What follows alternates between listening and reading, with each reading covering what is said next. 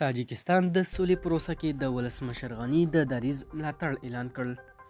ولسمشر غني د تاجکستان له ولسمشر امام علي رحمان سره ټلیفوني خبرې کړې دي او نوموړي افغان حکومت په مشرۍ او مالکیت د سولې پروسې ټینګ ملاتړ کړی دی.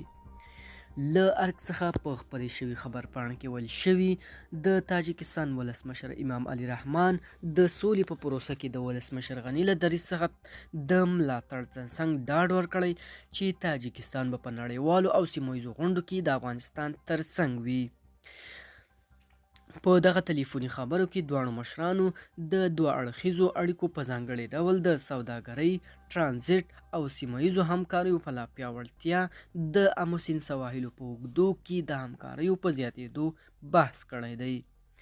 ولسمشر ویلي د افغانستان او تاجکستان سرحد د دوستۍ او په پرمختګ نقطې بدلیږي او د دواړو ګاونډیو هیوادونو ترمنځ به د دوستۍ او ښه همکاریو بیلګه وي.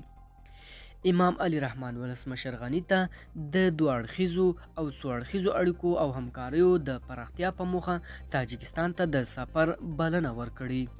ولسمشر غني منلي او هغه هم افغانستان ته د سفر بلنه ورکړې ده. دواړو مشرانو هوکړه کړې چې د افغانستان د بهرنیو چارو سرپرست وزیر محمد اتمر او په نږدې څو ورځو کې بین الوزارتي پلاوي تاجکستان ته سفر وکړي او د دواړو ولسمشرانو کتنې ته د زمینې او د لا زیاتو همکاریو اجنډا برابرولو باندې به کار وکړي.